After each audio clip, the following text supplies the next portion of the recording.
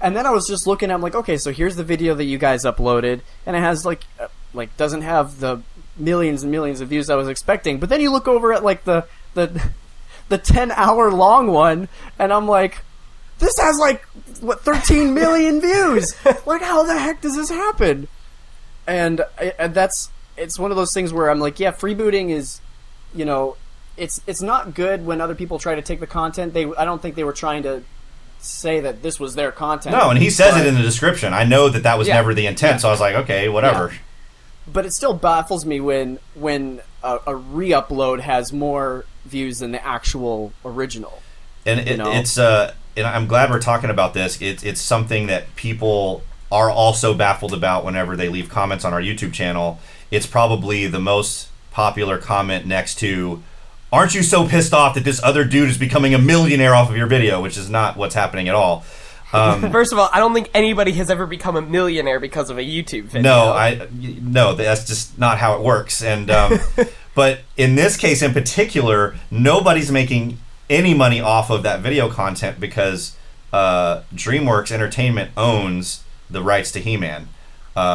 So those internet dollars are funneling back to them in some way, shape, or form. So they're making some good money off of Proto Snag'em. And I think, well, and then if I'm not mistaken, like, you have a little bit of licensing rights for the cover of the song, correct? For the song, and that's where and this is actually a pretty new thing. In this, you know, I guess 2 years ago, I put the song on TuneCore. Like, oh, let's see what happens. I try to sell the MP3, and you know, TuneCore has all these cool things where you can, you know, they do publishing rights for you and all this stuff.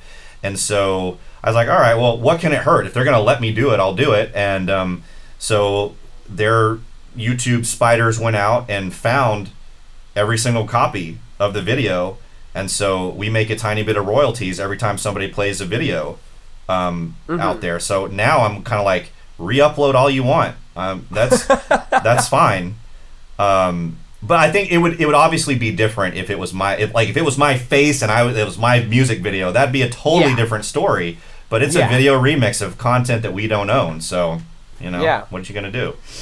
I don't know, because it seems like when you watch your videos now, and I read, like, you know, the descriptions of things you have in videos, that you've kind of come around to a more positive view of it all. Like, do you feel that you are it's more about just continuing the nature of sharing, the nature of conversation? Is that really kind of where you've landed on in how you feel about the whole story? That has a lot to do with it, for sure. Just the nature of sharing, and the fact that I think that's a positive thing. But also, I don't know if this is just getting older or just having been on the internet for like half of my life. You know, there's a lot of anger on the internet. You know, there's just a lot of, we're exposed to just some terrible things all of the time, and people getting upset about the most meaningless things all the time, and trolls and bullying and all that stuff. And my view is, this video is like the silliest thing ever, and I like to think of it as, because people leave comments all the time. I was having a bad day, or when I'm having a bad day, I come and watch this video. That makes my day. That's fantastic.